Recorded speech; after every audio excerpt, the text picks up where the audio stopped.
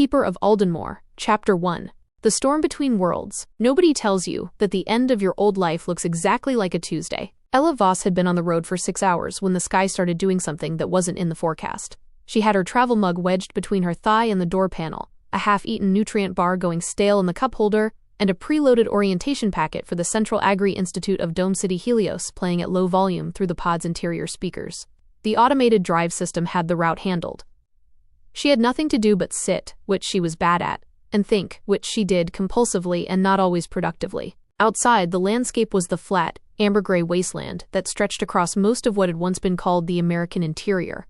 In the year 2300, large portions of the continent's middle had been surrendered to controlled desertification, managed dust, the climate engineers called it, with the particular bureaucratic cheerfulness of people who had never stood in it.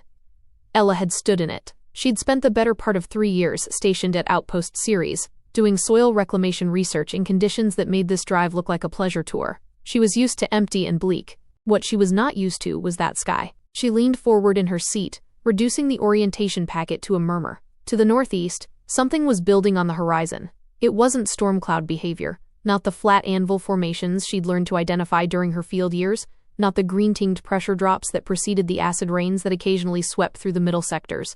This was something that looked almost like weather, but moved the way weather wasn't supposed to move. Fast, purposeful, and shot through from within, by cold white light. Her navigation system identified it 7 seconds later. Aurora cascade detected. Electromagnetic activity, elevated. Route impact, minimal. Projected dispersal, 40 minutes. No action required. Ella looked at the projection on her dash. She looked at the sky. She looked back at the projection. Minimal, she said aloud, to no one. She should have pulled over. That was the thing she would think about later. In the brief window between waking up in a place that was not anywhere she had ever been, and the world reorganizing itself into a new and permanent shape. She should have braked the pod, activated the weather shield, and waited it out on the shoulder of the transit lane like a person with ordinary self-preservation instincts. She was a scientist. She understood electromagnetic risk. But she was also running 40 minutes behind a schedule she had built with obsessive precision, and the Institute's onboarding session would begin without her if she was late. She had spent the last 11 months in the professional purgatory of a research grant that hadn't renewed, and she was not going to miss this appointment because of a classified minimal light show. She drove into it. The Aurora Cascade did not behave like a classified minimal light show. It came on like a wall. One moment she was on the open flat with the weather system still a distant mass on her right side, and then, between one breath and the next, the pod was inside it, and the quality of everything changed. The light was violet-white and alive, and it didn't behave like light. It pressed. It had weight. The pod's systems flickered. Dash display stuttering. Speakers cutting to static. The automated drive engaging and disengaging in rapid, panicked cycling. Ella grabbed the manual override and took the wheel with both hands. She could see approximately 6 feet ahead of her. Everything beyond that was luminous white, nothing. Okay, she said. Her voice came out steady. She was proud of that. In the abstract way that you could be proud of something while simultaneously being genuinely terrified. Okay, pull over, pull. The lightning, or the thing that was functioning as lightning, hit the roof of the pod directly above her head. The sound was beyond sound. It was pressure, and heat, and the sensation of every electrical system in her body shorting at once. She had a half-second of absolute white. She had the steering wheel in her hands, and then she didn't. She had a self, and then that became arguable. Then she had nothing at all. The rain woke her, not gently. The rain in this place came down like it was angry about something. Cold, heavy, drilling into the soil with the kind of force that spoke to a sky that had been holding its breath for a very long time and had finally lost patience. It hit Ella's face and the back of her hands, and soaked through her field jacket in under a minute. And it was this, the immediate, undeniable physical reality of being drenched, that pulled her up out of the dark and into a consciousness she was not at all prepared for. She was lying on her back on the ground. On actual ground, not tarmac, not composite paneling, not the sealed floor of her transit pod. Earth. Wet, giving, root-threaded earth, and she was in the middle of a forest in absolute darkness with rain hammering down through a canopy so dense she could feel more than see it above her. There was no pod, no navigation system, no dash display, no orientation packet murmuring about parking protocols at Helios Central. She sat up too fast. The world tilted unpleasantly. She pressed both palms into the wet earth and breathed through it, the scientific part of her brain attempting to run triage, while the rest of her brain expressed something significantly less composed. Assess. She was a scientist. Assess. She was physically intact. Nothing broken. She cataloged that quickly, flexing fingers and toes, rolling her ankles, pressing on her ribs. She was soaked and cold, and the back of her head ached with a dull, bone-deep throb that suggested she'd hit it on something at some point, but she was functional. Her field jacket was still on. Her work pants, the practical heavy canvas ones she'd worn for the drive. Her boots. No pod. No lights. No devices. She pressed the activation point on her wrist comm and got nothing, not even the soft pulse that indicated low power. Dead. Completely dead. Okay, she said again, into the dark and the rain.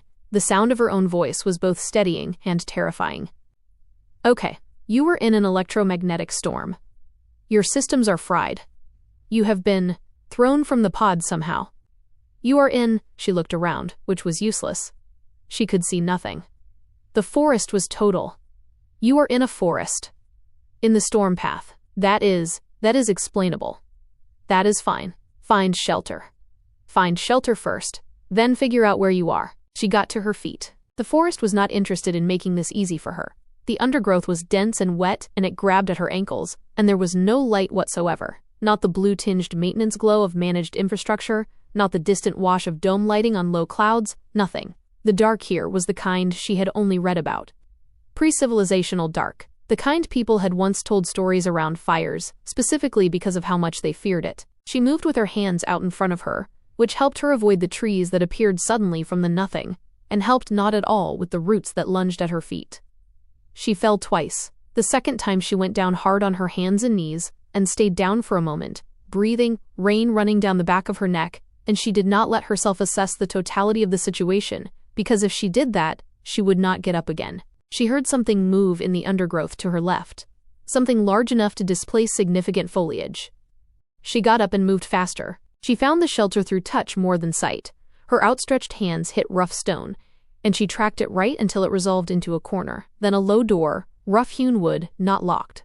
She shoved it open and was immediately hit by the smell of dried animal hide and wood smoke and something wild and living.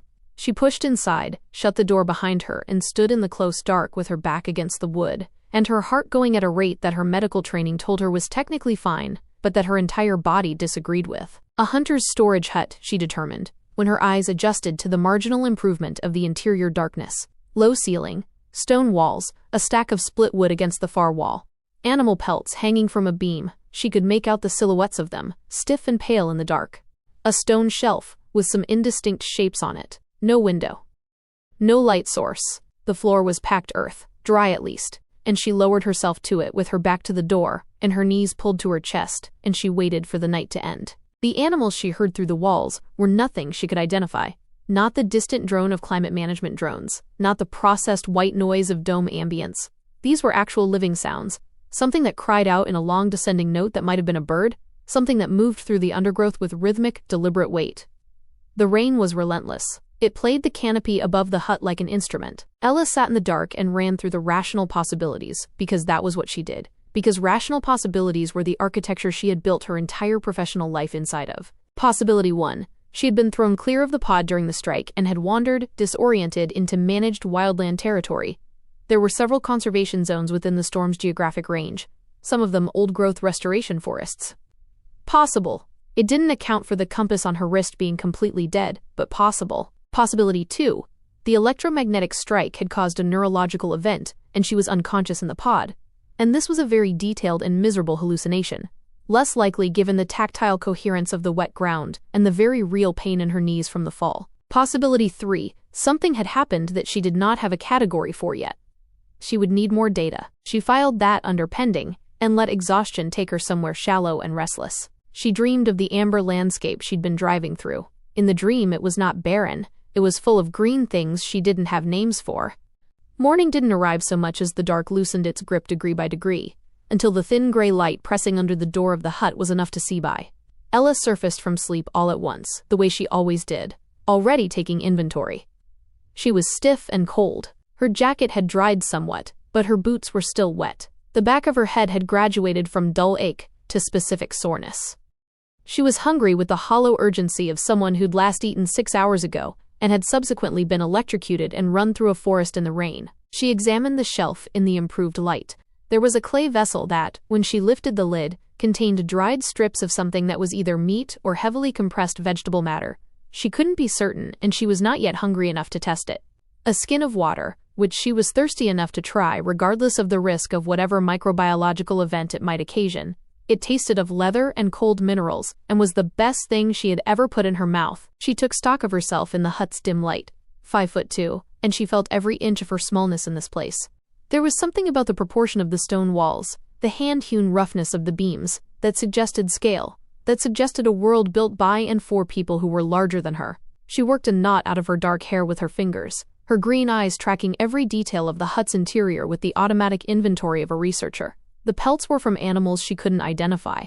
The stone shelf was mortared with a technique that looked medieval. The wood stack was split with an axe, she could tell from the marks, no powered cutting equipment. The door was held by a hand-forged iron latch. She filed all of this under pending, and stepped outside. The forest after rain was the most beautiful thing she had ever seen, and Ella was not a person who used that word often or loosely.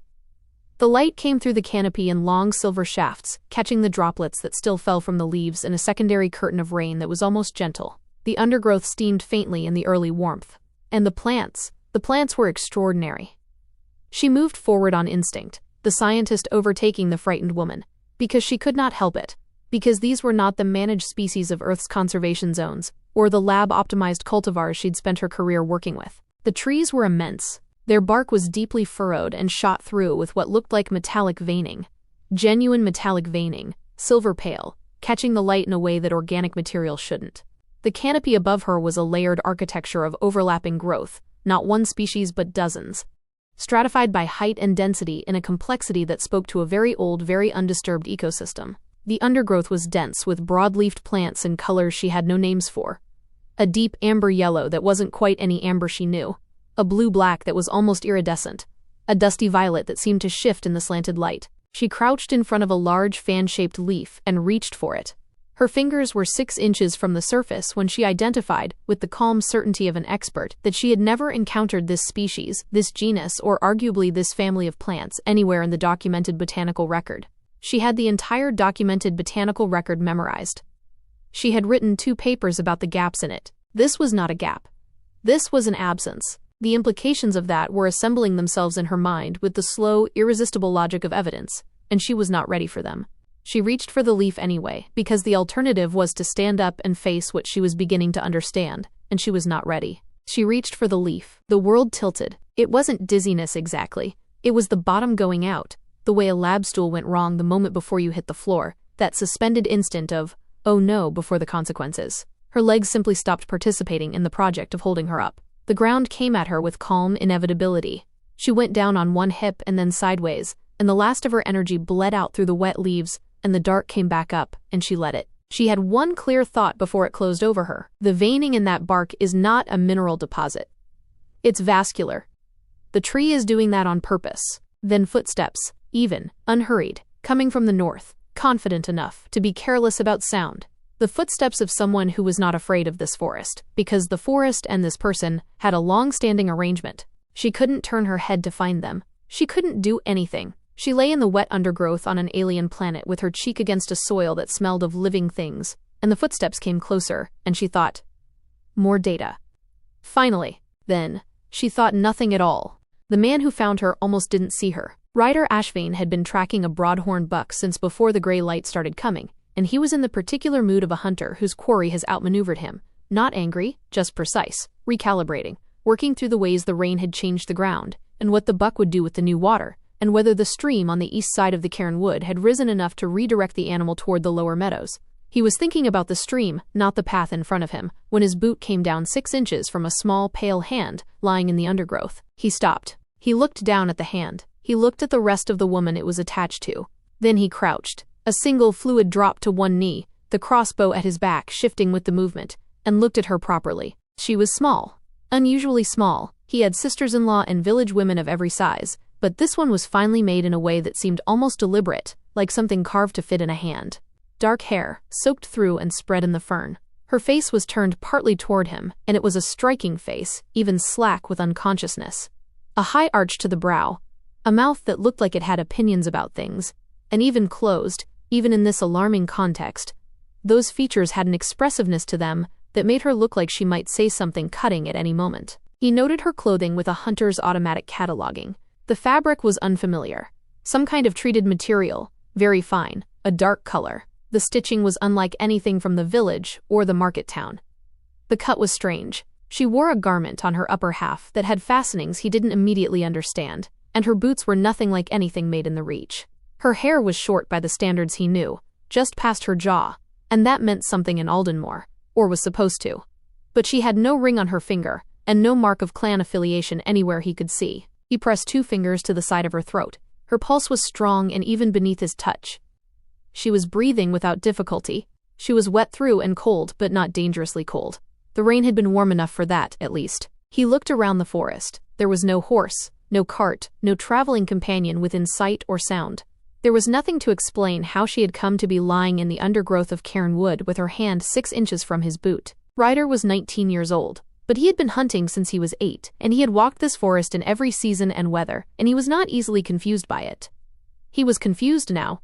He sat back on his heel and looked at her for a moment more. The stillness of a man who had learned that the first decision you made about an unknown thing was usually the one you lived with. Then he unslung his crossbow and set it against the nearest tree. He worked one arm under her shoulders and one under her knees and stood. She weighed almost nothing. He had hauled larger catches from the forest. The broadhorn buck would have to wait. He set his direction south and walked, and the small unconscious woman with her strange clothes and her unreadable face rested her dark head against the shoulder of his hunting coat. Ryder Ashvane, who was generally not given to speculation about things he didn't have evidence for, found himself walking faster than the situation technically required. He told himself it was because the sky was clouding again, and he didn't want to be caught in a second downpour. He was almost entirely convinced by this explanation by the time the Ashvane farmhouse came into view through the tree line. He was also, and he was honest with himself about this because he was the kind of young man who had learned that dishonesty with oneself cost more than it saved, very aware of the weight of her in his arms, and the dark sweep of her lashes against the curve of her cheek, and the way she breathed with an evenness that seemed confident, even in unconsciousness, as if whatever her mind was doing right now, it was doing it purposefully. He pushed open the gate with his foot. "Ma," he called across the yard. His mother appeared in the kitchen doorway, drying her hands on her apron, and looked at her youngest son, and at the small unconscious woman he was carrying, with an expression that moved through surprise, concern, and something more complicated so quickly that it would have been invisible to anyone who didn't know her face well. Ryder knew her face very well. "Put her in the back room," Ryder Ashvane said after a moment. "I'll get the blankets." He carried her inside. Chapter 2. The Hunter's House. She surfaced slowly, the way you did when your body had decided sleep was not optional, and had taken what it needed regardless of your cooperation. The first thing Ella registered was warmth. Not the regulated, climate-controlled warmth of dome living, not the precise 21.3 degrees Celsius that the Helios Institute staff accommodations had promised in their welcome packet, but a dense, living warmth that came from wool blankets piled with generosity and a heat source somewhere to her left that made the air smell of wood smoke and something herbal she couldn't immediately identify. The ceiling above her was low and pale. Plaster, roughly done, with dark beams crossing it at intervals. There was a tallow candle burning on a shelf. There was no other light. She turned her head. He was sitting in a wooden chair 4 feet from the bed, and he was working on something in his hands, a length of cord, some kind of methodical weaving, and he was not looking at her. Which gave her, for a moment that she would later be grateful for, the opportunity to look at him without the additional complication of him knowing she was doing it. She had expected, in some dim, semi-conscious way, to wake up in a hospital. She had expected white surfaces and diagnostic equipment and a triage nurse explaining what had happened to her in the calm, practiced language of emergency medicine. She had not expected this. She had not expected him. He was. The scientific part of her mind reached for the correct terminology and came up short in a way that was frankly embarrassing for a woman with 2 advanced degrees. He was very tall. That much was obvious even seated. Long legs extended in front of him, crossed at the ankle, in rough dark trousers tucked into boots that had seen serious use. He had the build of someone who had never in his life performed exercise for its own sake, but had simply lived in a way that required his body to be capable of things, and his body had obliged. Lean through the torso, broad through the shoulder, in a way that wasn't manufactured. His hands, working the cord, were large and precise. His face was... She needed to be rigorous here. His face was genuinely, almost unreasonably handsome. Strong jaw, straight nose, a mouth that was currently pressed together in concentration. His hair was dark brown, shaved close on the sides with the careful geometry of someone who maintained it regularly, and the length on top was pulled back and knotted at the back of his head. A style she had no cultural reference she knew of, but that suited him with an ease that suggested he hadn't thought about it much. He hadn't needed to. Her body awakened to his presence in a way it had never been before, a low, magnetic thrumming in her lower belly that felt entirely biological and dangerously inconvenient. His eyes, when he looked up, were gray. The specific gray of the sky over the dust, flats on an overcast morning. Not flat, not empty, but layered, with something attentive moving behind them. He looked at her for a moment without speaking. Then he set the cord work aside. "You're awake," he said. His voice was low and even. The accent was one she had never heard. Not quite anything she had studied, though the words were navigable, like a dialect of something old that had kept evolving in a direction no one had documented. "I'm awake," Ella agreed. Her voice came out rougher than she intended. Her throat was dry. "Where?" She pushed herself up on one elbow, and the blankets shifted, and she became aware that someone had removed her field jacket and her boots. She was still in her work clothes otherwise. She catalogued this, filed it, and kept her expression neutral, though the sudden memory of her own vulnerability, and the thought of those large, capable hands untying her laces while she was dead to the world, sent a flare of heat up her neck. He noticed the look, his gaze lingering on the pulse point of her throat. "My mother," he said, which answered the question she hadn't quite asked. He reached for a clay cup on the shelf beside him, and held it toward her. "Water." As she reached for the cup, her fingers brushed his. It was a brief, accidental contact, but the heat of him was startling. A raw, grounding vitality that made the air between them feel suddenly thin. She took the cup, her hand trembling slightly, and drank. It tasted the same as the water in the hunter's hut, leather and cold minerals, and was still, somehow, the best thing available. "You carried me here," she said. It wasn't a question. The last thing she remembered was the sound of his footsteps in the forest, and the crushing weight of her own exhaustion. "You were unconscious in the cairn wood." He said this as a statement of fact, without judgment or dramatic embellishment. "I found you. It seemed wrong to leave you." Ella looked at him, truly looked at him, and found his gaze was already fixed on her mouth. "Thank you." He nodded once, as if thanks was reasonable but not the point. "Can you tell me your name?" "Ella. Ella Voss." Something moved across his face, processing the unfamiliarity of it. "Ella," he repeated, and somehow the word sounded different in his mouth, more considered, a low vibration that seemed to settle in her chest. "I'm Ryder. Ryder Ashvane. This is my family's farm. You're in the back room of the main house." He paused, his gray eyes searching hers. "You're safe here." He said the last part simply, without performance, and she believed him with a completeness that she later reflected was either good instinct or very bad judgment, and she had never quite been able to determine which. She was not well enough to do much for the better part of 2 days. This was an indignity she bore impatiently. She was not accustomed to her body declining to cooperate. She had worked through field conditions that would have sidelined most of her colleagues, had functioned on 4 hours of sleep and synthetic nutrition for months at a stretch without significant complaint from her system. But whatever the electromagnetic event had done to her, it had done it thoroughly, and her body had apparently decided that the appropriate response to being struck by extra-dimensional lightning and deposited on an alien planet was to take the matter seriously and rest. She slept in long stretches. She woke and ate what was brought to her. A thin broth the first day, something heartier on the second, bread that was dense and slightly sour and extraordinary, and then slept again. The family moved around the edges of her awareness in shifts. Ryder Ashvane, Ryder's mother, was the one who brought most of the food. She was a compact, practical woman with Ryder's gray eyes, and the kind of economy of movement that came from a lifetime of running a household without waste. She was not warm, exactly, but she was not unkind. She asked no questions the first day. On the second day she asked one. Where was Ella from? Ella said she was from a long way away, and that the specifics were complicated, and Marin looked at her for a long moment with those gray eyes and then said eat and left. She heard the family through the wall, a deeper voice. The father, she inferred. A woman's laugh, easy and frequent, that resolved into a young woman who appeared briefly in the doorway on the second afternoon, and identified herself as Senna, Cole's wife, in a tone that suggested she had been curious and had finally lost the battle with her own curiosity. Senna was round-faced and bright-eyed, and looked at Ella with the frank, open interest of someone who found people genuinely fascinating rather than socially obligatory. Ella liked her immediately. Cole himself she saw through the window, a broad figure crossing the yard with a purposeful stride. Older version of Ryder, she thought, more settled in the body, the kind of man who had already figured out his place in things and was at peace with it. And Ryder was there frequently, in the way that someone could be present without making themselves conspicuous. He would come to check the candle, to bring water, to sit in the chair by the wall while his mother was elsewhere, the cord work in his hands again, and he would answer the questions Ella began to ask in small, careful installments as her energy returned, and he would occasionally ask his own. The conversation that built between them over those 2 days was a structure they were both constructing, without quite acknowledging that they were building anything at all, and beneath the words was an awareness.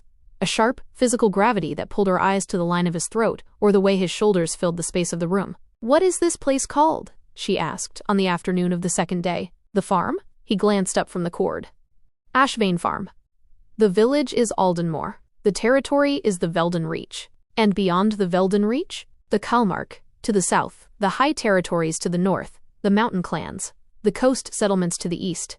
He said all of this as a man described things he had never found necessary to question. "Where are you from?" She had been preparing for this. "Far north," she said.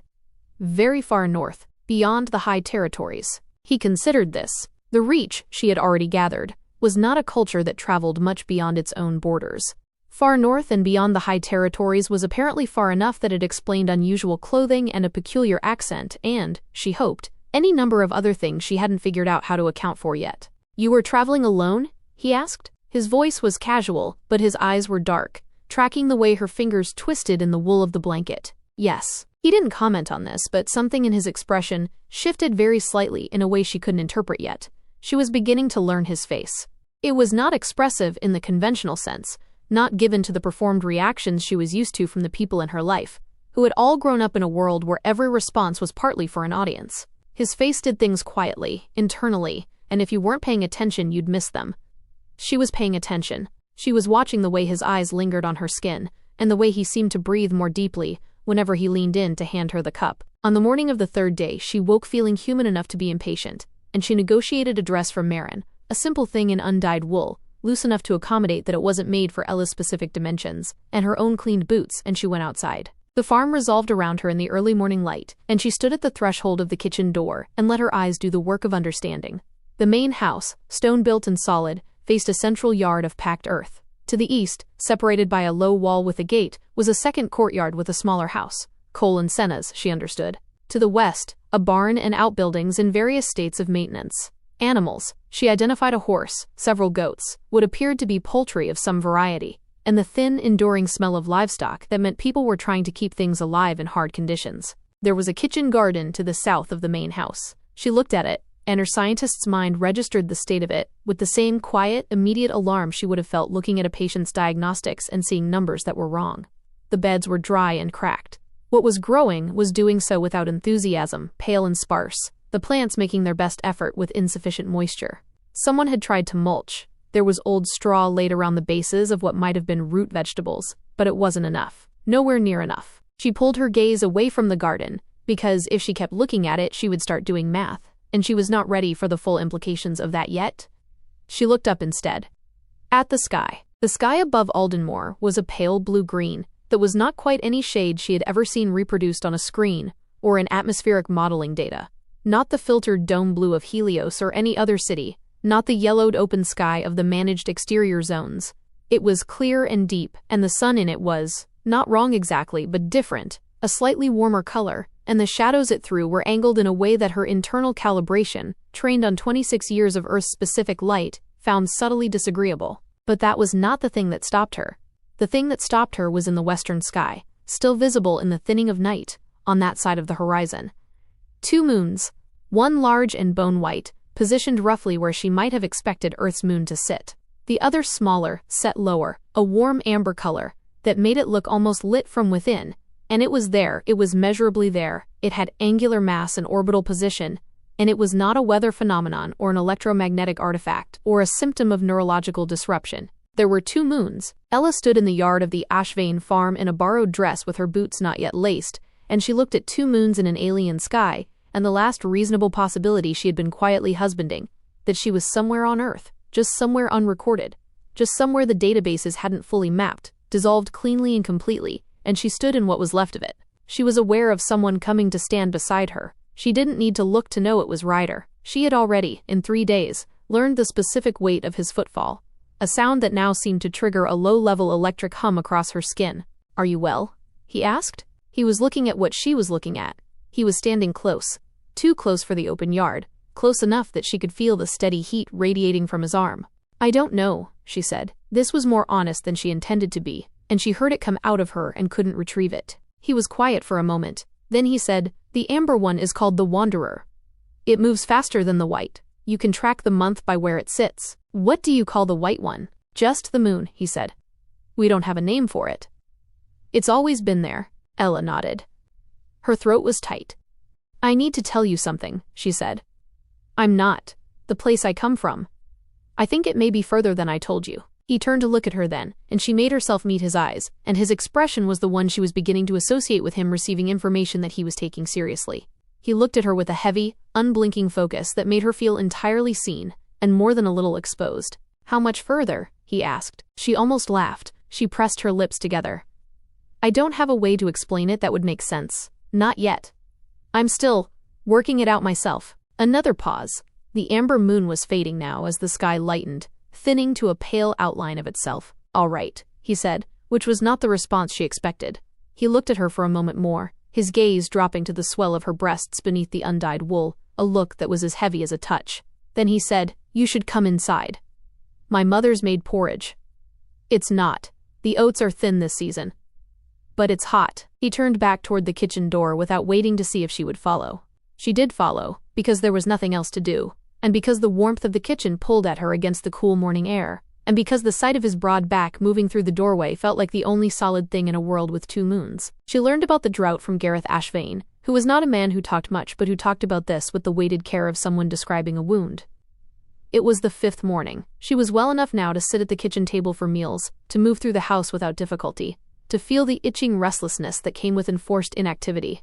Gareth had come in from the yard with a look on him that she had learned to read as the look a man wore after checking on something he wished would be different and wasn't. He sat down at the table across from her, accepted the cup Marin placed in front of him and said, without preamble, 6 years. Ella looked at him. 6 years the drought has been building, he said. 3 years back, the river was still running fair through summer. 2 years back it slowed. Last summer, he shook his head. The well in the south field. My grandfather sank that well. Never went dry in living memory. He looked at his cup. Dry as bone come midsummer. The harvest? Ella asked. Failed 2 years running. This year, he seemed to weigh his words, we put seed in the ground and hope.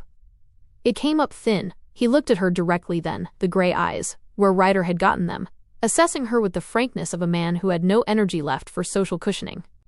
The rain the night you came. First real rain in 14 months. Ella felt the information land. She was already running numbers without meaning to, the way she always did. Water table depletion rates, soil moisture thresholds, the relationship between root depth and drought resilience. She had spent 3 years at Outpost Series trying to solve exactly this kind of problem, with every tool Earth's agricultural science had developed across 3 centuries. Here she was looking at a version of it stripped to its essentials: earth, water, seed, and the brutal arithmetic of survival. What does the village do? She asked. For food. We share what we have, Gareth said. The elders manage the stores. Everyone puts in, everyone draws out. He said this without sentiment, as pure fact. We've not lost anyone yet, but the winter coming. He didn't finish the sentence. He didn't need to. Ryder came in from outside while they were talking, and he listened from the doorway with his arms crossed, saying nothing. He was leaning against the frame, the sweat from his morning work making the fabric of his shirt cling to the muscles of his chest. Ella felt his attention on her like a physical weight, his eyes tracking every flicker of her expression while his father spoke. She had said nothing yet about her particular area of expertise. She was not ready to explain where that expertise had come from, and she wasn't certain the explanation would help her in a context where the technology it referenced was not only unavailable, but inconceivable. But she was an agricultural scientist standing in a drought, and the drought didn't care what century she was from. It was Senna who told her about the village laws. She came on the 5th afternoon, ostensibly to return a shawl, and stayed for 2 hours, which Ella suspected had been Senna's plan all along. She had a directness that was not Ryder's directness. His was still, quiet, considered. Senna's was warm and immediate, the directness of someone who found conversation too interesting to waste on indirection. You should know, Senna said, curled in the chair that had become quietly associated with Ryder's presence, though he was out at the barn, about the village laws. Because I think my mother-in-law hasn't told you because she doesn't want to frighten you, and I think you should know. Ella set down the piece of mending Marin had given her to occupy her hands.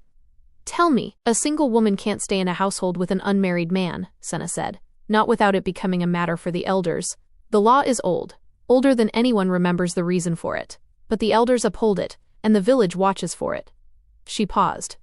Ryder is unmarried. I know, Ella said, her mind flashing to the way he looked in the dim light of her bedroom. If you stay more than a few weeks without some arrangement being made, it becomes a question of your standing. They could require you to go to the elder house, as a ward. It's not cruel exactly, but you would have no say in your own. She moved her hand in a small, eloquent gesture. In anything. Ella looked at her. What are the alternatives? Senna met her eyes. Well, she said, with the very careful neutrality of someone choosing her words, you could find a male relative to claim guardianship. But you have none here. No, you could marry. She said it cleanly, without drama. Ella breathed in through her nose.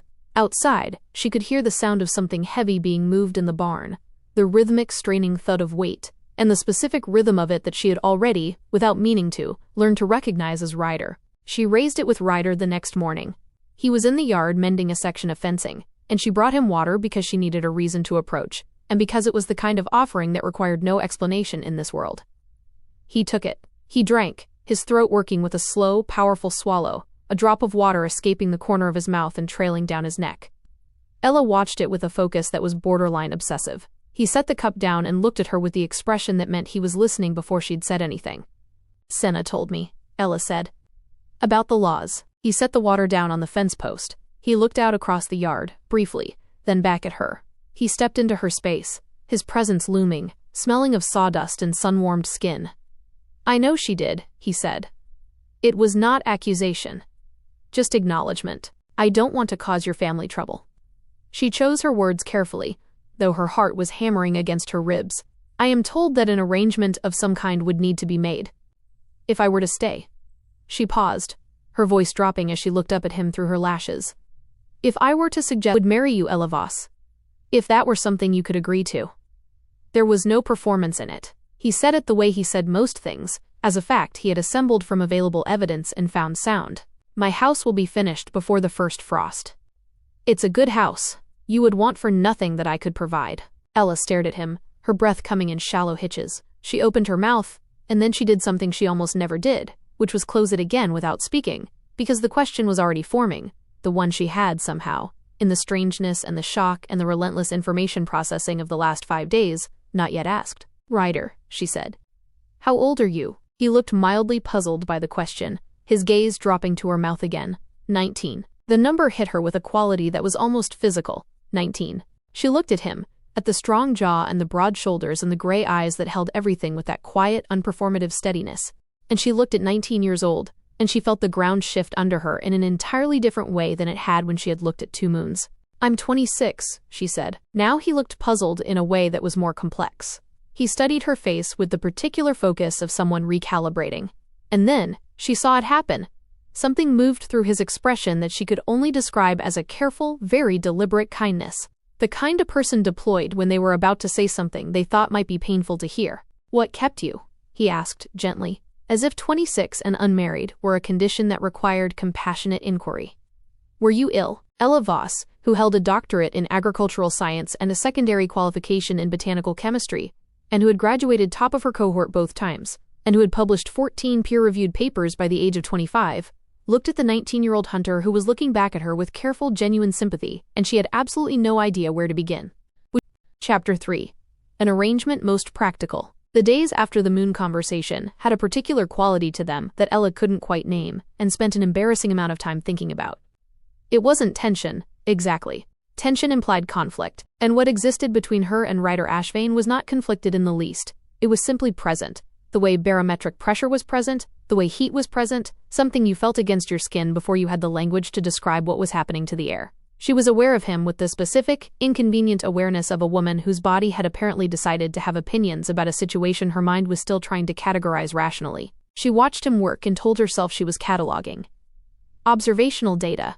He moved through the farm the way he moved through the forest, with an economy and a purpose that never tipped into hurry, as if he and the physical world had a long-standing agreement about how things should be done. She watched his hands on the fence posts and the water buckets and the leather strapping he repaired in the evenings by the kitchen fire, and she thought about those hands with a frequency that was, by any clinical measure, disproportionate to their relevance. She found herself imagining the texture of those calluses against the sensitive skin of her inner wrist, or the heavy, sure weight of his palms resting on her hips. He watched her too. She was a scientist. She noticed things. She would look up from the kitchen table, or the garden bed, where she had begun experimentally turning the soil, and find his eyes on her with that layered gray attention, and he wouldn't look away. He would hold the look for a moment, calm, direct, with a smoldering heat in it that had no business being as warm as it was, and then return to whatever he had been doing, as if he had simply verified a fact he already knew, and was satisfied by the verification. She acknowledged privately, and with some irritation, in significant trouble. Her dreams had become vivid, populated by the scent of wood smoke, and the low, resonant vibration of his voice vibrating against her own chest. It was 10 days after she had arrived that she finally said something about it. Ryder had come to find her in the kitchen garden at the end of the afternoon. The light was going amber and low, the specific gold of it falling across the yard in long slants, and she was on her knees in the dry soil, her fingers working through the cracked earth around the base of what she had determined were drought-stressed root vegetables, trying to assess root depth and moisture retention by touch alone, because it was all she had. She heard his footsteps on the path and looked up, and he was standing at the garden gate with a cup of water for her, watching her work with the particular expression that she had now fully catalogued as Ryder finding something interesting and not yet having decided what to do about it. She sat back on her heels and looked at him. Looking at her, and something that had been building for 10 days achieved a quiet, critical mass. "Come here," she said. He came through the gate and crouched down beside her, offering the water. She took it and drank, and then set it in the dirt beside her, and turned to face him, which put them very close together in the small space between the garden beds. She could smell the outdoor smell of him, wood smoke, leather, clean sweat, and forest air, and it was a smell she had already, without meaning to, begun to find deeply, specifically appealing. "I want to say something to you," she said, "and I need you to hear it plainly." "All right," he said. "I am aware that you are attracted to me." She watched his face. The faintest color moved at the edge of his jaw, but he didn't look away. I find you." She was not, as a rule, a woman who fumbled words, and she took a breath and corrected for it. "I am attracted to you as well. I want to be honest about that because I think it is already obvious to both of us, and there seems little point in pretending otherwise." Ryder was quiet for a moment. The amber light caught the side of his face, and she watched him receive this information, with that characteristic stillness of his. "No," he said. "There is no point in that. I was going to suggest," she said, keeping her voice even and practical, "that since we are two adults who are clearly," she gestured briefly with one hand, "aware of each other, we might come to an arrangement that addressed the situation without requiring anything more complicated than honesty and mutual agreement." She watched him understand what she was suggesting. She watched it travel through his expression. First the comprehension, then something that might have been a very brief flash of the same raw primal wanting she was describing, and then something else, something that settled and straightened in him, and his jaw did a thing that was not anger but was adjacent to resolution. "You mean share a bed?" he said. His voice had dropped. It was not loud or cold, but it had a quality she had not heard from him before, certain in a way that was almost tactile. "Yes," she said. "No." The word was simple and absolute, and it came from somewhere deep in him that had clearly never been in any doubt about this. "Ella, what you are describing, that is the conduct of a man with no regard for the woman he is with, and a woman with no regard for herself. I won't treat you that way. And I won't let you treat yourself that way either." He paused. "Not because I don't," he stopped, and the color along his jaw deepened very slightly. "Not for lack of wanting. But that is not who I am." Ella looked at him. He was crouched in the dirt of the garden in the dying afternoon light, broad-shouldered and certain, and 19 years old, and more firmly grounded in his own convictions than any man she had encountered in 26 years of the 23rd century, where conviction was largely a thing people performed for approval metrics. "What are you suggesting instead?" she asked, though she already knew. "Marry me," he said, not for the second time. The first time had been exploratory, a proposition being offered. This time it was a statement, direct and unambiguous. His gray eyes held hers and didn't waver. "My house will be done before the frost. It is solid. I built the north wall myself, and my father and Cole have helped with the roof. You will have a home, a real one." Something moved in his expression that was quieter than the rest. "And I would not be indifferent to you. You know that already." "You are 19, she said. "I know how old I am." "I am 26, Ryder." "That is 7 years, he said, as if this were arithmetic and not an objection. My father is 8 years younger than my grandfather was when they married. My uncle's wife was 12 years his senior. He looked at her steadily. You are not as old as you seem to think you are, and I am not as young as you seem to think you am. And the way I see it, a pause, the briefest one. As if he was deciding whether to say the next part, he decided. You are the most interesting person I have ever found in a forest. Or anywhere else. Ella sat in the dirt of the kitchen garden in borrowed clothes on a planet with 2 moons, looked at the 19-year-old who was asking her to marry him with the calm confidence of a man who had assessed the situation and reached a logical conclusion, and she felt something move through her that was not the practical calculation she was used to relying on. She told herself it was the practical calculation anyway. I want to be clear about something first, she said. About where I come from and what that means. She held his gaze. The laws here, the things that are customary here, they are not what I grew up with. I will try to learn them and I will try to respect them. But I am not, she chose the words with care. I am not a conventional woman, Ryder.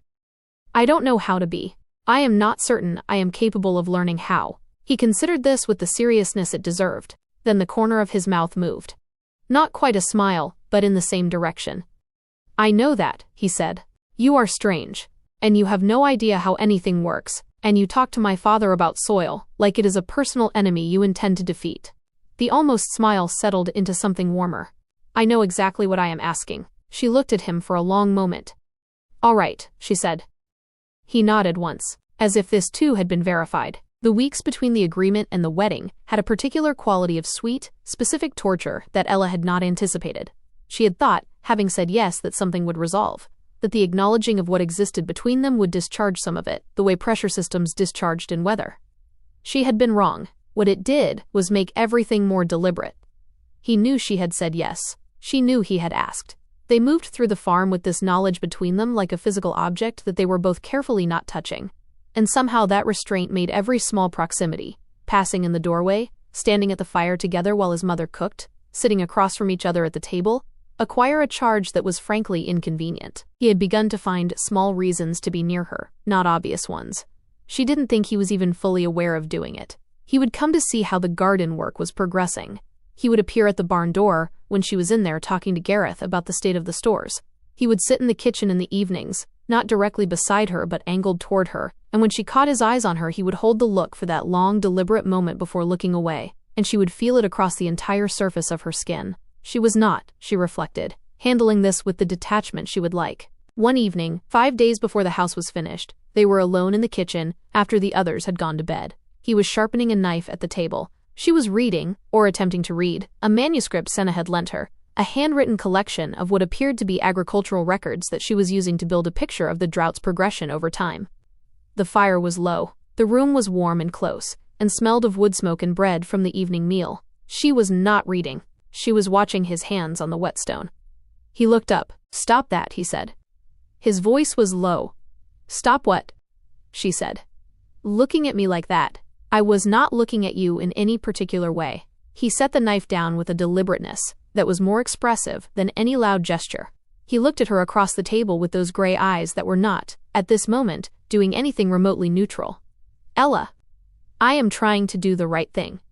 I would appreciate your cooperation. She felt the smile before she could stop it. My cooperation, she said. Yes. He held her gaze. The firelight moved between them, highlighting the sudden heavy tension in his frame. We have 5 days. 5 days, she agreed. He picked the knife back up. She looked back at the manuscript and read the same line 4 times without retaining any of it. The news that Ryder Ashvane was to marry the strange northern woman moved through Eldenmore the way all village news moved, faster than it should have, thoroughly reshaped by the time it arrived at its destinations. Diana Croft heard it from the miller's wife on a Tuesday morning, and she stood in the middle of the market square with a basket of turnips and a smile fixed on her face for long enough to get through the conversation. And then she went home and sat at her kitchen table and was very still for a while. She was 21 years old, and she had been patient. Patience was what her mother had counseled. Now a woman had fallen out of the forest, and Ryder Ashvane was going to marry her before the frost. Diana sat at her kitchen table and was still, and then she was not still anymore, and she went to find the village women who would listen to her concerns. She had several concerns. She articulated them carefully. The question of the woman's origins, which were vague to the point of suspicious. The question of her manner, which was unseemly. Diana did not use the word witch. She was too careful for that. But she stood in the miller's wife's kitchen, and she voiced her concerns, and the millwife nodded, and the concerns spread. Ella, when Senna relayed the substance of them, received the information as data to be processed and appropriately addressed. The house was finished on a Thursday, 11 days after the betrothal. Ella walked through it with Ryder on the morning it was complete, the smell of new mortar and fresh-cut timber coming off the walls. It was small by the standards she had grown up with. 2 rooms, stone-built, with a hearth in the main room and a sleeping room beyond. But the walls were solid and the roof was tight, and Ryder had built a wide window in the sleeping room that faced east, which she had not asked for, and which meant she would wake every morning with light on her face. She stood at the window and looked at the courtyard beyond. "The garden," she said. "Can I?" She turned to find him already watching her. "I want to change what is planted. I have ideas." "They are your beds," he said. She looked at him. He was leaning against the doorframe with his arms crossed, and his expression was the warm, quiet one. "I want to look at your whole farm," she said. "The fields, all of it." "I know," he said. "I expected nothing less." She crossed the room toward him, and when she reached the doorframe he didn't move from it, which meant she had to stop very close to him. She looked up, a distance that was significant, and he looked down, and the space between them was warm and specific. 3 days, she said. 3 days, he agreed. His voice had dropped to the register she was beginning to associate with moments like this one. Close and certain and careful. "Ryder." "Yes. When I said I wasn't a conventional woman." She held his gaze. "I meant that in the context of your customs. But I also meant," she paused, "I have a great deal of energy. And I have been patient, and I want you to know that I intend to make full use of the window you put in that room." She watched his face. The color moved up from his jaw. His gray eyes went dark at the edges, in a way that she filed, with satisfaction, as an extremely informative data point. 3 days, he said again, and his voice was considerably less steady than it had been. She smiled and walked past him into the yard, and she did not look back. The wedding was small. Eldenmore's ceremonies were not elaborate affairs even in good times. The village elder spoke the words in the yard of the Ashvane farm by firelight. Ryder stood at the fire in his good coat, and Ella stood beside him in the best dress Marin had, which was a deep amber color that made her green eyes startling against the firelight. She watched him say the words. He said them looking directly at her, in the steady voice he used when he had decided something was true, and she said her own words back with a clarity that surprised her. When the elder finished, Ryder looked at her with an expression she had not seen on him before. Slightly undone, very young, and entirely earnest. And then they were crossing the yard to their own house, their own door, and Ryder opened it and stood back to let her through. The room beyond was warm from the fire he had laid earlier, and the candles were burning, and the bed was there with its wool blankets turned back. Ella walked in and heard the door close behind her. She turned. He was watching her from just inside the door. The candlelight moved against the angles of his face and gilded the edge of his jaw. He was the most physically arresting person she had ever been in a room with, and she was done being measured about it. She crossed to him and put her hands on his chest, and she felt the breath go out of him, her palms registering the frantic thud of his heart beneath the wool. She looked up and said quietly, "Tell me when to slow down." "Don't slow down," he said, and his voice was barely there. She kissed him.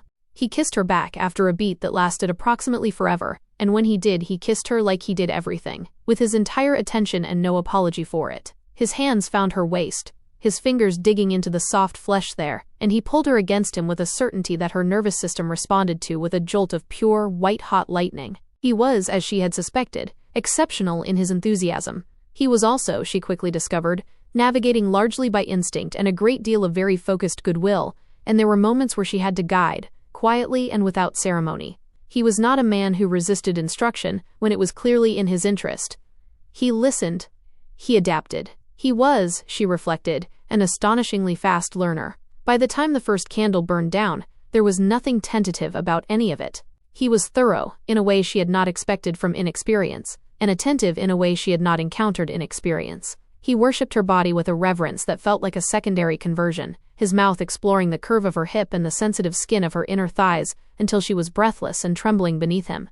When he finally moved to join them, it was with a staggering, breathless intensity that left them both shattered. She lay against the warmth of him afterward in the low candlelight, and felt a satisfaction so complete, it was almost disorienting. "Ella," he said, into the dark. "Yes." A pause. "Is that..." Another pause. "Is that how it usually..." He stopped. She pressed her lips together, against the smile. "No," she said honestly. That was better than usual. He was quiet for a moment. She could feel something in him settle. A kind of relief that he had been too dignified to express more directly. Good, he said, with a quiet certainty that made her close her eyes. That is good. The days that followed were a domestic collision of two worlds that handled pleasure with entirely different instruction manuals. In Ella's year 2300, the body's appetites were managed with pragmatic efficiency. Ryder's world was not that water. He was very interested in continuing what they had begun, but he was also constitutionally incapable of not treating it as something that required appropriate conditions. Evening was appropriate. Night was appropriate. The broad daylight of the kitchen, or the afternoon yard were not, according to Ryder's internal codex, appropriate. His internal codex was not, Ella found, as robust as he believed it to be. She found him at the barn on the fourth afternoon. The grain stores were genuinely relevant, and she appeared at the barn door completely plausibly. He had looked up from where he was repairing a harness, and his eyes had done the thing they always did now, that quick, involuntary deepening of the iris. It didn't take long after that. She backed him against a stack of hay, her hands bold and seeking beneath the rough fabric of his shirt, her mouth finding the sensitive junction of his neck and shoulder. He groaned, a deep, guttural sound of surrender, and his hands were suddenly everywhere, pulling her against the hard line of his thighs. They didn't make it to the house. They didn't even make it to a blanket. Afterward, sitting against the barn wall with straw in her hair and the afternoon light coming in gold and dusty through the gap in the barn door, he stared at the ceiling for a considerable period of time, with the expression of a man re-evaluating his own resolve. Ella, he said. Yes. In the cod, he gestured at the barn. In the day. Yes. He was quiet. Someone could have. No one came. Someone could have. She reached up and pulled a piece of straw out of her hair, and looked at it. Ryder. I need you to understand something about me. I am not going to stop wanting you in the afternoon. He looked at her. I am telling you plainly, she said, so that you are not surprised. A very long moment passed. He reached out, slowly, and removed another piece of straw from her hair with those large, precise hands. His gray eyes were on hers. I was not surprised, he said. She smiled. He did not smile, because he was Ryder and dignity was important to him, but the corner of his mouth moved in a way that she had learned to read fluently, and that was enough. Diana Croft appeared at the edge of the market square on a morning 10 days into the marriage, and Ella saw her from across the stalls. She met the look directly. Held it, nodded once. Diana looked away first, but she didn't leave the square. It was a beginning. Would you like me to help you outline Chapter 4, where Ella discovers a hidden, blood-root system in the soil that seems to respond to human touch? Chapter 4, The Seedkeeper. The soil of Eldenmore had a story written in it, and Ella had learned to read it the way she read everything. Systematically, with her hands as much as her eyes, down on her knees in the cracked earth with her fingers working through the layers while the village watched from a careful distance and tried to decide what to make of her. She had started with the kitchen garden the morning after the wedding, because proximity was the only advantage she had. No laboratory equipment, no soil spectrometers, no moisture mapping technology, none of the instruments she had spent her career treating as extensions of her own senses. What she had was her hands, her memory, 11 years of field training, and the particular stubbornness of a woman who had been dropped without warning into a 6-year drought and could not make herself do nothing about it. The kitchen garden told her several things immediately. The topsoil had crusted to a depth of roughly 4 centimeters. Not terminal, not irreversible, but bad enough that rain moving across the surface was running off rather than penetrating, which meant the rain that had fallen the night she arrived, the anomalous gift of it, had been largely wasted. The root structure of what was growing was shallow, because the moisture was at the surface or nowhere, which meant the plants were vulnerable to any subsequent dry period in a way that healthy, deep-rooted crops would not be. And the beds were arranged in straight rows that maximized exposure to the direct sun, which in a drought was not a benefit. It was an ongoing damage. She looked at this for a while, feeling the heat of the alien sun on the back of her neck, a constant reminder that the rules of this planet were written in a different alphabet. Then she went to find Gareth. He was in the south field, which was the largest and the worst. A wide, flat expanse of cracked earth with the remnants of last year's failed crop still showing in pale, desiccated stalks that no one had yet had the heart or the energy to fully clear. He was standing at its edge with the expression she had come to recognize as the one men wore when they looked at something they had cared for and watched deteriorate past the point where caring was sufficient. It was a look of quiet, internal mourning that she had seen in scientists back home when a project was defunded or a biome was declared lost. I need to ask you questions, she said, coming to stand beside him. The air in the field was still and smelled of dust and sun-baked clay. About how you plant. How you have always planted. I am not asking because I think you have been wrong. I want to understand what I am working with. He looked at her sideways. His gray eyes narrowed against the glare. Gareth Ashvane was not a man who trusted quickly, and he had particular reservations about a woman with unknown origins telling him things about his own land. She knew this. She also knew, from the way he had begun to watch her work in the kitchen garden, that he was more curious than he was resistant. Ask, he said. She asked. She asked for an hour, walking the field with him while he answered in his careful, weighted way. And she listened with the focused attention she had once given to senior researchers whose knowledge was irreplaceable, and who needed to feel that their expertise was being honored rather than mined. Because that was what she was doing, mining decades of accumulated local knowledge from a man who knew this specific soil and this specific climate better than any instrument could, and who had simply never been given the framework to translate that knowledge into a strategy for crisis. By the time they had walked the field once, she had the outline of what she needed to do. The rows run north to south, she said, pointing to the faint lines in the dirt. They always have, he replied. If they ran east to west, the taller plants would shade the soil through the worst of the afternoon heat. The moisture stays in longer? She crouched and pressed her palm to the earth, feeling the radiating heat of the subsoil. This field gets direct sun for the longest period here, on the western end. That is where you are losing the most. Gareth crouched beside her, his movement heavy and deliberate. He pressed his own palm down. He was quiet for a moment, the silence stretching between them like a challenge. My grandfather planted north to south, he said finally. Not as an argument, as information, as if he was acknowledging that the logic of it had always been inherited, rather than examined. The drought changed the calculation, Ella said, her voice soft but immovable. Your grandfather planted for normal rainfall. You are not farming normal rainfall anymore. She looked at the field, seeing the potential for life where he saw only a grave. You are farming a different problem now. The method needs to change with it. He was quiet for a long time, beside her in the dirt, his weathered hands flat on the cracked earth. The man who had farmed this land his entire life sat with the idea that his grandfather's wisdom might not be sufficient for conditions his grandfather had never encountered. Show me, he said finally. She started with the kitchen garden, because starting small was the only honest approach. She could theorize about field-scale solutions with confidence, but she was working without any of her tools, and she needed to verify, needed to watch the results with her own eyes, before she asked an entire village to trust her with their survival. The first change she made was to the bed orientation. She had Ryder help her shift the beds east to west, a task that required the kind of physical labor that left them both breathless and damp with sweat.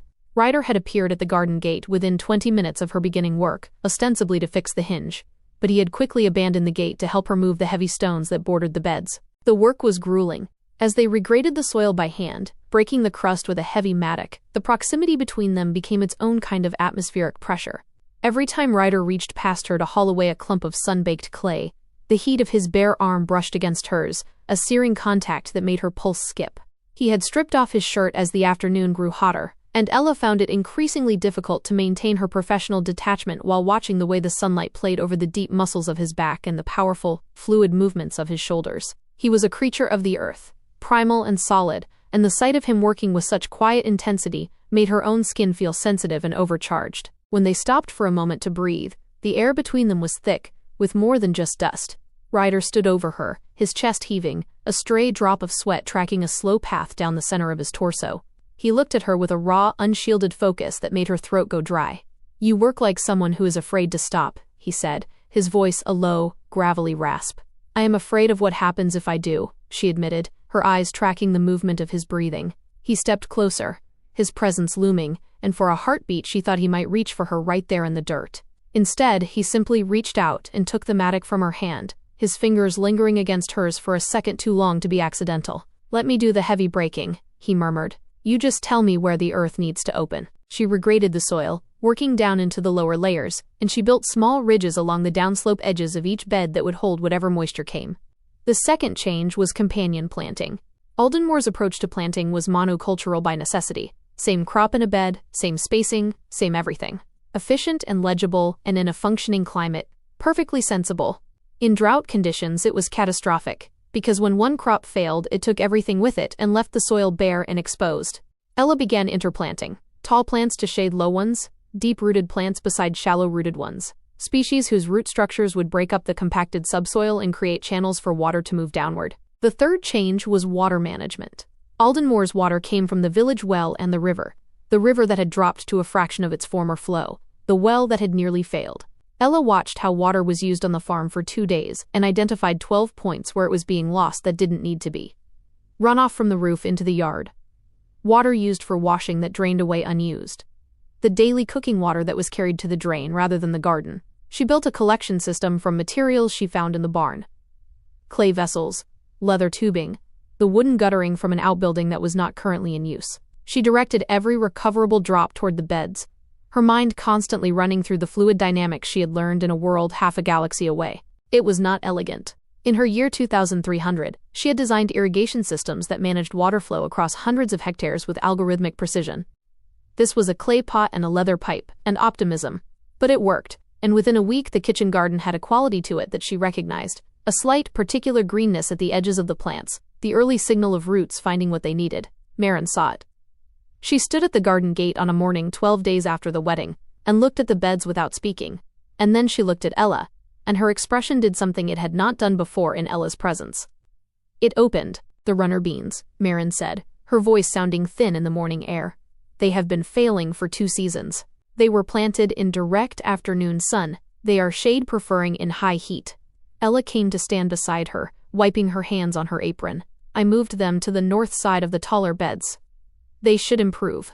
Maren looked at the beans, a flicker of something like hope crossing her face. "My mother planted beans in full sun. In a wetter year that is fine. The plant has more energy to work with." Ella paused, looking at the older woman. "Every piece of farming knowledge your family has was developed for a different climate. The knowledge is not wrong. The conditions changed. What you all did to survive 6 years of this with what you knew, that is not failure. That is extraordinary." Something in Maren's jaw softened in a way that was not visible to most people but that Ella, who had been studying this woman's face for 3 weeks, caught clearly. "Come inside," Maren said. "There is tea." Word reached the village, the way all things reached the village, through the specific membrane of collective attention that small communities maintained around themselves. Someone's wife had been to the Ashvane farm and seen the kitchen garden. Someone's father had spoken to Gareth. The elder's wife had been at the well when Maren was there, and something had been said. Ella was aware of being watched on market mornings with a different quality of attention than before. Less the watchfulness trained on something anomalous and unaccounted for, more the watchfulness trained on something that might be useful. She did not push. Pushing, she knew, would confirm every suspicion about her that Diana Croft had been carefully cultivating, and she had no interest in confirming anything. She answered questions when they were asked. She described what she had done in the kitchen garden to anyone who seemed genuinely curious. Without condescension and without performing expertise, she had not yet demonstrated at scale. She had grown up in a world where knowledge was shared as freely as air, and the hoarding of it was a failure of professional ethics, and that instinct had survived the transit intact. It was Pell, the elder's deputy, who came to the farm on a gray Tuesday morning and asked if she would look at his wheat field. He was a broad, sun-worn man of 50, who had a reputation in Eldenmore for practicality and for not asking for things he didn't need. He stood at the gate with his hat in his hands, the posture of a man managing the distance between his pride and his situation. He spoke to Gareth, initially, which Ella understood and did not take personally. It was Gareth who turned to her. "What do you think?" he said, as if consulting her had become, over 3 weeks, simply the natural thing to do. She looked at Pell, seeing the desperation behind the stoic facade. "Show me the field," she said. Pell's wheat field was in a worse state than the Ashvane crops, partly due to its position. Fully exposed, south-facing, the worst configuration for moisture retention in dry conditions. Pell had planted heavily 2 seasons ago, in anticipation of a better harvest, and the failure had exhausted not only the crop, but the soil itself. The earth had a gray, depleted look that Ella recognized as nitrogen-stripped, the pale aftermath of too many seasons, demanding production from a system that had not been given what it needed to replenish. She walked the field for an hour. She asked Pell the same questions she had asked Gareth. She crouched in the dirt and worked her fingers through the layers, and asked him about the field's history. What had been planted before wheat, how long ago, whether he had ever left it fallow, and for how long. "You cannot grow wheat in this field this season," she said finally, standing and brushing the earth from her palms. "The soil doesn't have what wheat needs. If you plant it now, you will get nothing and exhaust what is left." The line of Pell's jaw went tight. "That field feeds my household through winter." "I know." She met his eyes, refusing to look away from the gravity of the situation. "So let me tell you what to plant instead, and how to manage it, and what to do differently for the season after, so that your household is fed this winter and next." He looked at her for a long moment, You are very certain, he said, and it was not entirely a compliment. I am a scientist, she said. I am certain about soil chemistry, and water movement and root systems. The rest I am working out as I go, but I am very certain about those things. Another long moment. All right, Pell said. She did not anticipate what followed from that. Pell's household saw green within 2 weeks. He had planted a fast-growing legume across most of the field. It would restore nitrogen to the soil while providing a harvestable crop before the cold. He had also planted a small bed of the root vegetables she had identified as the most drought-resistant. After Pell came others, first in 1s and 2s, then more steadily. She kept her manner consistent, practical, direct, without the performance of either modesty or authority. She went to every field that was offered to her. She walked and crouched and listened and put her hands in the soil and thought in the language she had been trained to think in, and then she translated it into what was available and possible here in this world with these tools for these people. The translation was the work. The science she knew with the marrow-deep certainty of someone who had done nothing else for 11 years. The translation required her to think in new ways, to strip her knowledge back to its underlying principles and rebuild it from those principles using what was at hand. She found, to her surprise, that she loved this. She had always been good at her work, but she had done it, for the most part, within systems designed to produce exactly this kind of result. Here the system was absent. Here it was just her, and the earth, and the problem. She had never felt more capable in her life. Diana Croft came to her on a Wednesday, not to the farm. Diana would not yet have come to the farm. She came to the well, where Ella had fallen into the habit of going in the early morning, and she arrived at precisely the time she must have known Ella would be there, which meant this was not an accident. They stood at the well with 2 meters between them and the morning light going pink above the roofline, and Ella let the silence sit, because silence was not her enemy, and she was curious what Diana would do with it. I want to know about the irrigation, Diana said finally. Her voice was controlled. She was not a woman who showed her wounds if she could help it, and Ella respected that. What you did at the Ashvane farm. Pell says you redirected the roof runoff. I did, Ella said. My father's farm. Diana stopped, her gaze dropping to the water in the well. The well on our property is shallower than most. It was the first to show signs. She looked at Ella directly. I want to know if there is something that can be done. Ella looked at her. Diana was a handsome woman, dark-haired and strongly built. She was also, Ella could see plainly, genuinely frightened about the well. The Ryder situation was pride. The well was survival. Come to the farm tomorrow morning, Ella said. Bring your father if he is willing. Diana held her gaze. Thank you, she said. Don't thank me yet, Ella said, not unkindly. Come and see what I can actually do. The confrontation with the elder came on a morning in late autumn. His name was Brocken, and he was a tall, dry-voiced man of 60 who had managed Eldenmore with the careful conservatism of someone who understood that in difficult times, stability was its own form of survival. He did not come to her. He came to Gareth, and then Gareth brought him to the field where Ella was working with 2 of the younger village farmers, Davin and his brother Steph. She saw Brocken coming across the field, and she straightened, wiping her dirt-stained hands on her dress and waiting. The woman, he said to Gareth. She can hear you, Gareth said mildly. This was the most significant thing Ryder Ashvane had said on her behalf since she had arrived. Brocken transferred his gaze to Ella directly. You have been going to the village fields. I have, Ella said, at the invitation of the people whose fields they are. You are giving instruction. I am sharing knowledge. She kept her voice even. About soil management. About water retention.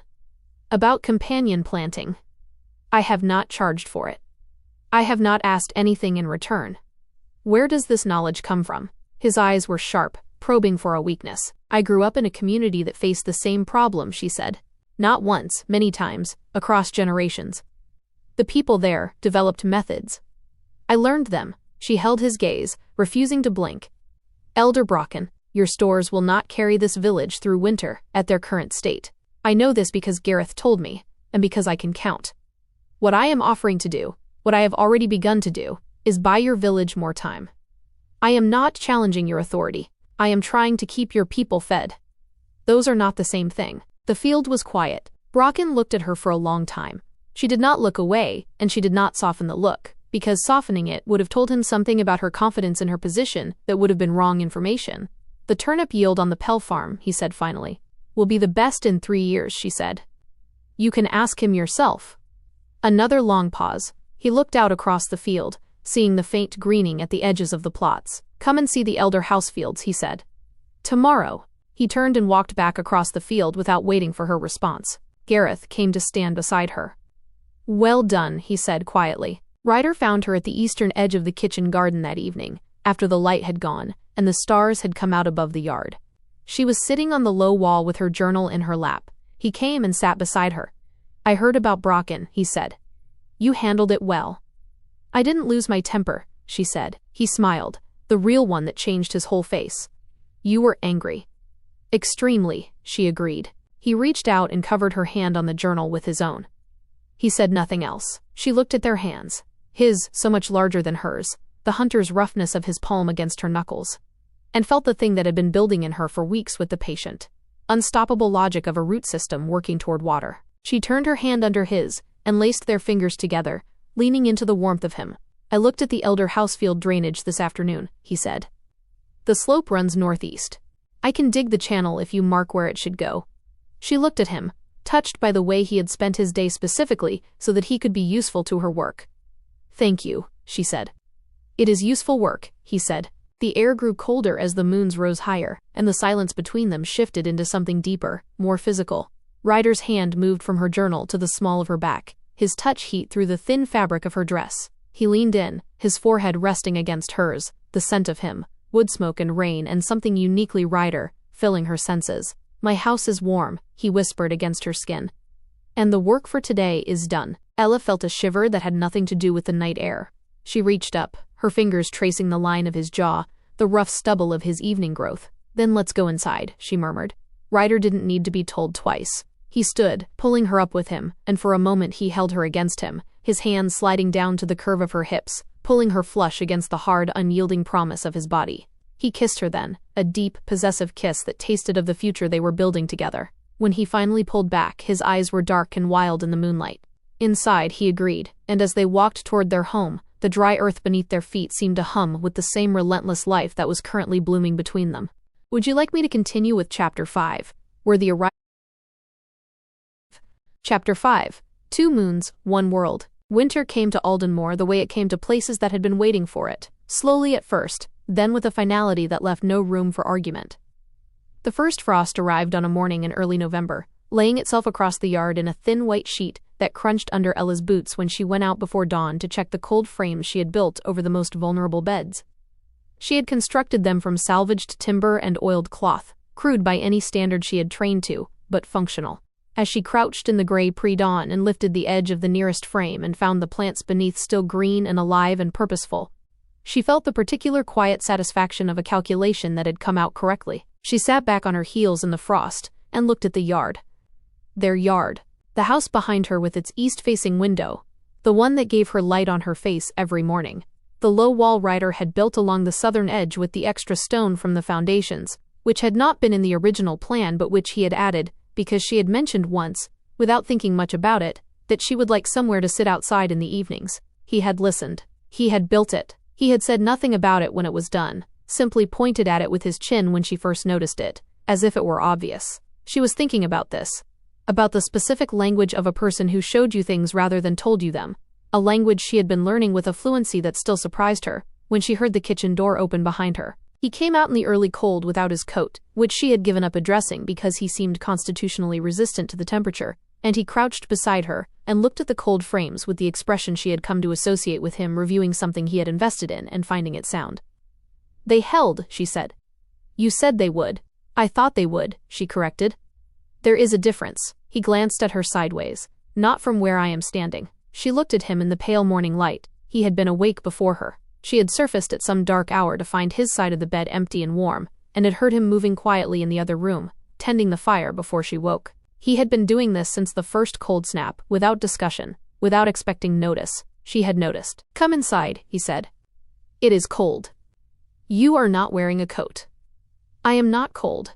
"That is not how cold works," she said, but she got up and followed him in, because the kitchen was warm and smelled of the fire he had laid, and because she had been finding, increasingly, that the rooms he was in were the rooms she wanted to be in, and she had stopped finding this alarming. The stores held.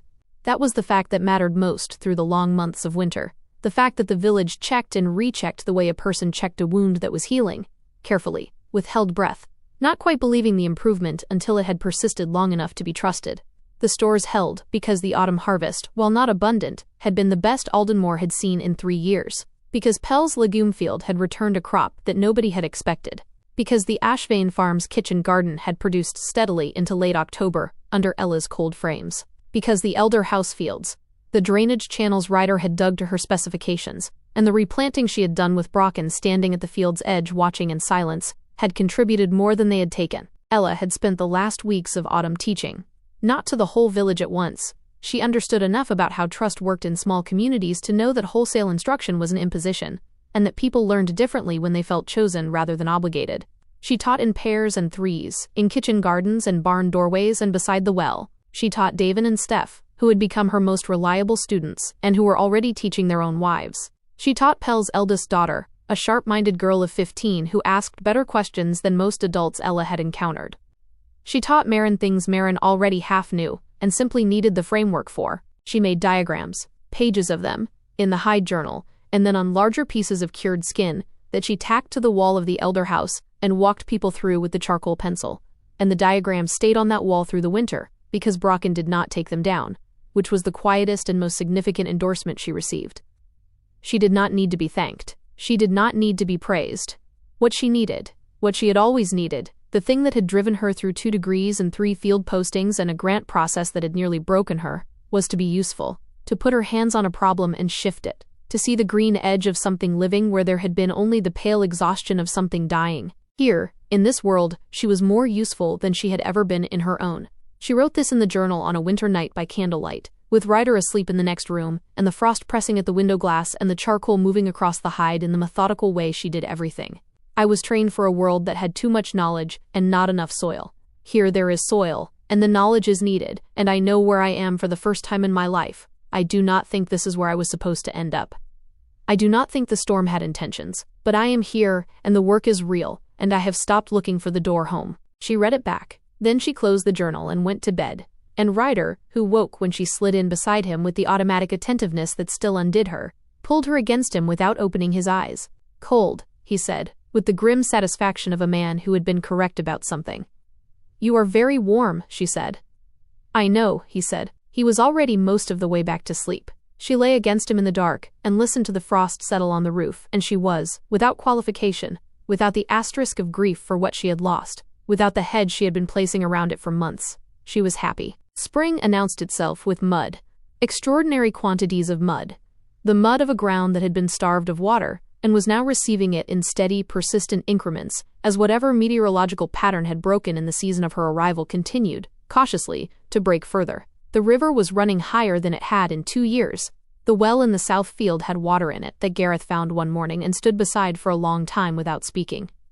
Ella was in her own element. Spring was when the work became real, when all the preparation of the winter, the diagrams, the teaching, the planning she had done at the kitchen table with Davin and Pell and the Elder's quiet acquiescence, could be tested against actual soil and actual seed. She was up before the light every morning and in the fields until the light ran out, and she was also, in a way she had not expected to be, tired. Not the ordinary tiredness of hard physical work, which she knew well and which had a clean quality to it. The tiredness that came out of honest expenditure and resolved with sleep. This was something else. A tiredness that was inside the tiredness, lower down, not unpleasant but persistent. She was sleeping longer than usual, and the smell of the rendered fat that Marin cooked with had begun to make her stomach do something unhelpful in the mornings. And she had pushed both observations to the edge of her attention, because there was planting to be done, and she was not ready to examine them directly. She was a scientist. She understood that not examining evidence did not change what the evidence was. It was Marin who sat down across from her at the kitchen table on a morning in early spring and looked at her with those gray eyes and said, without preamble, "How long?" Ella looked at her. "I am not certain," she said. Marin looked at her in the specific way that Marin looked at things she was assessing. "You have been gray in the mornings for 3 weeks." "I know." "Does Ryder know?" "Not yet." Ella looked at the table. "I wanted to be certain first. Are you certain?" A pause. "Yes," Ella said. "I am certain." Marin was quiet for a moment. Then she reached across the table and put her hand over Ella's, a gesture that was brief and strong. The gesture of a woman who was not given to tenderness as performance but who could produce it, when the moment required it, with a completeness that made it mean more. "He will be glad," Marin said. "I know," Ella said. And she did know. She had known it before she had admitted the certainty to herself, which was perhaps why she had been slow to admit the certainty. Because once she told him, it became a fact that lived between them and changed the shape of everything. And she had wanted, for a little while, to hold it herself. She told him that evening.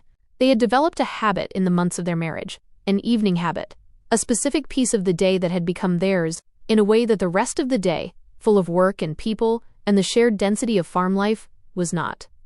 After the meal, after the fire was tended, in the kitchen garden in summer, on the wall Ryder had built, or in winter by the hearth, or in the early spring as tonight, in the doorway of the house with the last of the light going copper over the yard and the smell of turned soil coming up from the beds, she had been trying to find the beginning of the sentence since morning and had not found it, and in the end, she did what she always did when she could not find the framing. She stated the fact. "I am pregnant," she said. The yard was very quiet. Ryder was leaning against the doorframe, and she was sitting on the step, and she felt him go still, in the particular way he went still, when something had landed that he needed a moment with. She looked up at him. His face was doing something she had not seen it do before. Not the quiet warmth, not the steady gravity, not the almost smile or the real smile or any of the expressions she had catalogued across 8 months of marriage. This was something unguarded in a way that his face was rarely unguarded, something that moved through it like light through water, too quick and too complete to be anything other than real. He crouched down in front of her on the step, so that they were level, which was the only way they were ever level given the distance between their heights, and he looked at her with those gray eyes that were, she could now see clearly, bright in a way that she was going to be privately undone by for the rest of her life. He did not say anything for a moment. He put his hand against the side of her face, large and warm and certain, and she leaned into it. "Ella," he said. Just her name. The way he had said it the first time, in the back room of the main house with the tallow candle burning. Considered, as if the word itself was something he was choosing to mean. "I know," she said, which was not a response to anything he had said but which answered it anyway. He kissed her, not with the urgency that lived between them in the evenings, the heat that had not diminished in 8 months, and that she privately suspected was not going to diminish, but with a slowness and a thoroughness that was about something different, about the specific tenderness of a person who was holding something carefully, because it mattered too much for carelessness. When he pulled back, his forehead was against hers, and his eyes were closed, and she could feel him breathing. "A girl," he said. "I think it is a girl. You have absolutely no basis for that." "I know." He opened his eyes. The brightness was still there. Still. She laughed, which was a sound she had been making more often in the past 8 months than in the previous 8 years of her life, and she felt him smile against her temple in response. She told Senna the next morning, and Senna's response was to make a sound that startled the goats in the yard, and then hug Ella with an enthusiasm that briefly compromised her structural integrity, and then hold her by the shoulders and look at her face with the bright, frank intensity of a woman who had been waiting for this news and was very satisfied to have it confirmed. "Cole owes me a wager," Senna said. "You wagered on my pregnancy?" "I wagered on the timing," Senna said, without any apparent guilt. He said spring. "I said winter," she grinned. "I win." Ella stared at her. "Senna, you are not upset about this." Senna looped her arm through Ella's and walked her toward the kitchen. "Come and sit down. I will make tea, and you can pretend to be outraged while I tell you everything I know about what comes next, which is considerable." Ella allowed herself to be walked. She was not, in fact, outraged. She was something warm and uncategorizable. And she had stopped trying to put precise language to the feelings this world produced in her. Because it turned out that precision was not always the most efficient tool. Spring planting was the largest coordinated effort Eldenmore had seen in 6 years. Ella had spent the winter planning it with the careful specificity of a general, field by field, crop by crop, the rotation sequence to build soil health while producing the most resilient possible harvest in the short term. She had maps. She had diagrams. She had, in Davin and Steph and Pell's daughter Nara, a core of people who understood what she was doing and why, and could carry the instruction to the parts of the village she could not reach directly. The morning the planting began in earnest, she stood at the edge of the Elder House field and watched the village of Eldenmore move across its own land, with a different purpose than it had moved before, and she understood that the difference was not entirely the method she had brought. The methods were only the mechanism. The real difference was that the village had remembered, or been reminded, that it was capable of more than endurance. That survival was not the ceiling, that the ground under their feet was not their enemy. Bracken came to stand beside her as the sun rose properly over the field. He was quiet for a while, Watching. He had been watching her work for months now, with an expression that had moved, by increments, from resistance, through assessment, through something she could only describe as respect with conditions. The conditions had been steadily met. "You will be here next season," he said. It was not quite a question. "Yes," she said. "And the season after?" "Yes." He was quiet again. Then he said, with the careful indirection of a man acknowledging something he had not been certain enough about to say earlier. "Eldenmore is fortunate in the storm that brought you." She looked at him. He was looking at the field. "So am I," she said. He nodded once, with the finality of a man closing an account that had been open too long, and walked away into the morning. She found Ryder at the end of the day at the south field. Her favorite field now, the one that had been the worst and was showing the most dramatic recovery, the field where she had first crouched in the dirt with Gareth and understood the shape of the problem. Ryder was finishing the last of the day's digging, moving with the efficiency of someone who had been doing physical work since before dawn, and whose body had long ago made its peace with that fact. He saw her coming and straightened. His eyes went to her face first. He always checked her face, and then, with a new habit that she found quietly devastating every time, to the place where her waist was beginning to tell a different story than it had. She reached him and he put his arm around her without ceremony, pulling her against his side, and they stood together and looked at the south field in the late gold of the afternoon. The field was green. Not completely, not in the abundant way of a fully healthy growing season, but green, in the way that a thing was green, when it had decided to continue, when it had found what it needed in the ground beneath and had committed to the work of living. Green in the particular, specific, irreversible way of things that had gotten their roots down far enough to matter. "It is going to be all right," she said. She meant the field. She meant the village. She meant the harvest, the stores, the winter, coming after this spring. She also meant more than that, and he knew it. "Yes," he said. He said it the way he said true things. Simply, without ornament, from the part of him that did not deal in uncertainty. She looked up. The sky above the south field was going deep blue at the top and amber at the horizon, the specific colors of this planet's evenings that she had stopped finding alien and had started finding beautiful, and the Wanderer was rising early. She could see its pale amber outline already in the east, ahead of the dark, the moon she had named first in her journal and tracked longest, and that had come, without her intending it, to feel like hers. The other moon was there too, the white one, rising behind the Wanderer in its slower orbit, the moon with no name that had always been there and never needed one. Two moons in a sky that was not Earth's sky, above a field that was greening under her hands, beside a man who had found her unconscious in a forest and carried her home and married her and built a wall for her to sit on in the evenings, and was now waiting with a patience and a certainty she had never encountered anywhere, in any world, for the daughter he was already convinced was coming. She put her hand over her stomach, the small, still mostly secret curve of it, and felt the Wanderer rise and the white moon follow and the field breathe green below her. She had been a scientist long enough to know that some variables were not controllable, that some experiments ran outside the parameters you had set, that sometimes the most important data came from the conditions you had not planned for. She had been taught to resist this, to build tighter controls, narrower studies, more defensible conclusions. She was done resisting it. She was here. The roots were down. The ground was good. She was, in every way that mattered, exactly where she was supposed to be. I hope you enjoyed this chapter as much as I enjoyed bringing it to life for you. Seeing the seeds of Eldenmore finally begin to sprout alongside the new life growing within Ella and Ryder is a journey I am so glad to share. If this story moved you, please take a moment to like the video and share your thoughts in the comments. I love hearing which parts resonate most with you. If you are not already part of our storytelling community, hit that subscribe button and turn on the notification bell so you can walk with Ella and Ryder every step of the way.